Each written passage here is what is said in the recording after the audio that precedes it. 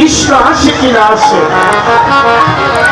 বৃদ্ধকালে কৃষ্ণ ভজে জমের তনাসে, এই কিন্তু আমাদের কৃষ্ণ ভজন। আমাদের দেহের চামড়া যখন থাকে টাইট, তখন গোবিন্দের সঙ্গে করি ফাইট, যে গোবিন্দের নাম করে কি হবে, গোবিন্দ গুণকীর্তন করে আর কি হবে, এই যে একটা ফাইট করি। আর যখন এই দেহের চামড়া হয়ে যায় ঢিল, তখন গোবিন্দের সঙ্গে নেই মিল, আর কোনো গতি নেই। যখন বৃদ্ধ হয়ে যায়, যখন বৃদ্ধ হয়ে যাই, সবাই কিন্তু বৃদ্ধ হবে একদিন। আজকে যারা যুবক ভাইয়েরা এসেছে তারাও কিন্তু একদিন বৃদ্ধ হবে, তো সবাই একদিন বৃদ্ধ হবে। বৃদ্ধ হলে কিন্তু আর কোনো গতি থাকে না। আর কোনো গতি থাকে যখন যখন ছেলের কাছে বলবে, বাবা 100 টাকা দাও না, একটু কীর্তন শুনে আসে। তো ছেলে যদি দিতে চায়, বৌমা বলছে কীর্তন শুনে কি হবে, তাই না? ছেলে যদি দিতে চায় কিন্তু বৌমা দিতে চায় না, এরকম হয় না? আপনাদের এদিকে হয়তো হয় না, কিন্তু আমাদের গাইবান্ধা জেলায় এরকম দেখা যায়, তাই না? দেখেন, নিজেরই সংসার কিন্তু স্বাধীন মতো চলতে পারে না যখন মৃত্যু হয়ে যায়। অথচ ভগবানের নামগুলো কীর্তন শ্রবণ না করে তিল তিল করে এই সংসারটা গড়ে তোলে। আর এই সংসারে যখন মৃত্যু হয়ে যায়, তখন যেন বোঝা হয়ে যায়, গরগ্রহ হয়ে যায়। আপন জনেরা কি বলে, এ জঞ্জাল বলিলে বাঁচি। তাই সময় থাকতে আমাদের পথে দাঁড়াতে হবে। পথে না দাঁড়ালে কখনো পথের সন্ধান মেলে না। আজকে দিনটা অনেকেই ভেবেছিল দুর্দিন, তাই না? মেঘাচ্ছন্ন দিন নহে তো দুর্দিন, কুয়াশাময় দিন নহে তো দুর্দিন। তবে দুর্দিন কোন দিন? যে দিনটি জীবের কৃষ্ণ কথাবিহীন, সেই দিনটা কিন্তু জীবের জন্য সবচেয়ে বড় দুর্দিন। আজকে মধুর বৃন্দাবনে আপনারা যে লীলা স্মরণ করলেন তা হচ্ছে মধ্যাহ্ন লীলা, সুরজ পূজা। শুধু ভক্তমন্ডলী আবার এক দিদি গীতা বস্ত্র ফল সহ দান করলেন, আশীর্বাদ করে যে মনোবাঞ্ছা নিয়ে দান করলেন, গোবিন্দ যেন তার মনোবাঞ্ছা পূর্ণ করে। সবাই একটু দিদিমণির জন্য অনুরোধ করে দেন, জয় জয় রাধা গোবিন্দ দিদি।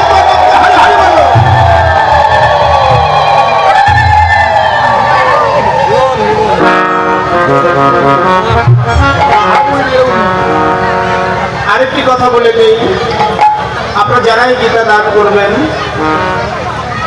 চরণে হাত দিয়ে কখনো প্রণাম করবেন না, শুধু দূরে থেকেই নমস্কার জানাবেন। কেননা গীতা এর চাইতে পবিত্র ধন, এর চাইতে পবিত্র রত্ন আর কিছু হয় না, এর চাইতে দামি আর কিছু হয় না। তাই গীতা দান করবার পরে কখনো এই হাত দিয়ে যাকে দান করবেন তাকে প্রণাম করবেন না, তিনি যদি শুধু নমস্কার জানাবেন।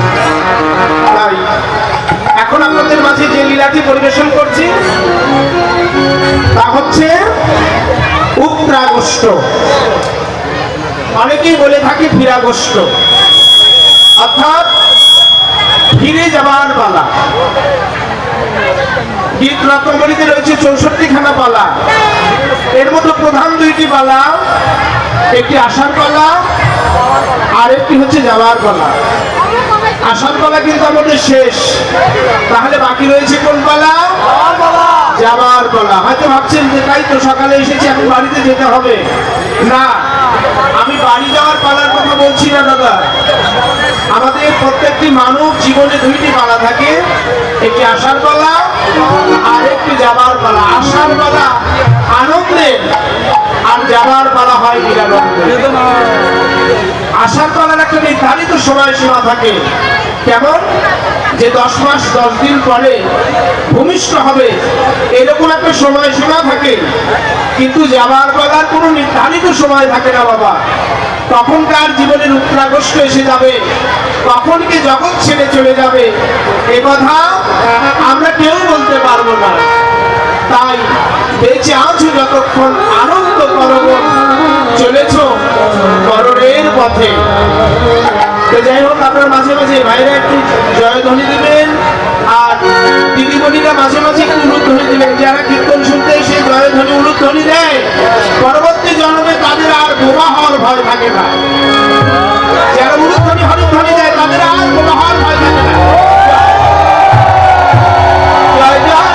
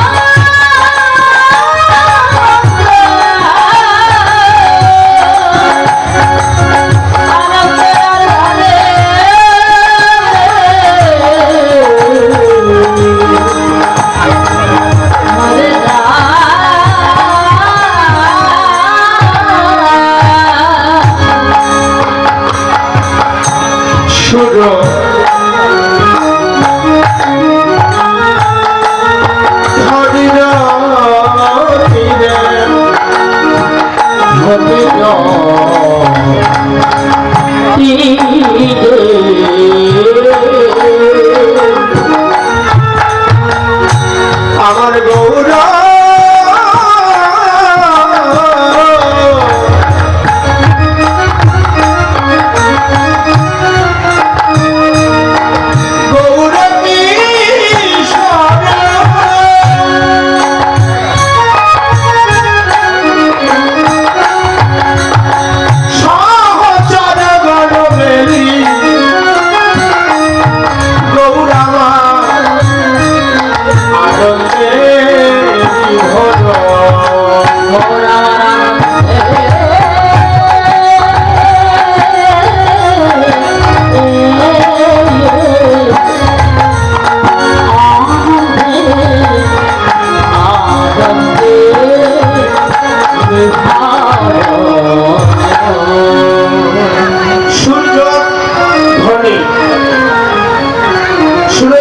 নদীর নাম যা অবস্থিত সিধা নবদ্বীপে। কিন্তু বর্তমান সুরধ্বনি কোথায়? আজকে এই গ্রাম আর গ্রাম নেই, আজকে এই গ্রাম সুরধ্বনিতে পরিণত হয়েছে। কেন? শত বললে ভুল হবে। হাজার হাজার ভক্তের আগমনে ভক্ত বদনের হরিধ্বনি আর মায়েদের কুলুধ্বনি এই ধ্বনিতে একত্রিত হয়ে এই গ্রাম আর গ্রাম নেই, এই গ্রাম যেন আজকে সুরধ্বনিতে পরিণত হয়েছে। সুরধ্বনির তীরে আজও শব্দের অর্থ কি? এখনো। কিন্তু গৌরহরি এসেছিলেন প্রায় আজ থেকে 550 বছর পূর্বে। আজ থেকে প্রায় 550 বছর পূর্বে এসেছিলেন। সত্যযুগে ছিলেন হরি, কেতাতে রাম, দাভরিতে নন্দের ঘরে নব ঘনশ্যাম। আর কলিতে হলেন শ্রী চৈতন্য অবতরী। এবার আর অবতার নয়, ভগবান অবতরী হয়ে এলেন। কেন? এই কলির পাপাচ্ছন্ন জীবকে তরাবে বলে, জগতের কাউকে বাকি রাখবে না। কিবা বিপ্র, কিবা শূদ্র, কিবা পুরুষ নারী, শ্রীকৃষ্ণ ভজনে হয় সর্বাধিকারী। ভগবান এলেন 3টি বাঞ্ছা পূরণ করবার লাগে। এক, নামে রুচি, জীবে দয়া, বৈষ্ণব সেবন, ইহা থেকে বেহিয়ার অন্য সনাতন। ভগবান কাউকে বাকি রাখবে না। হরিনাম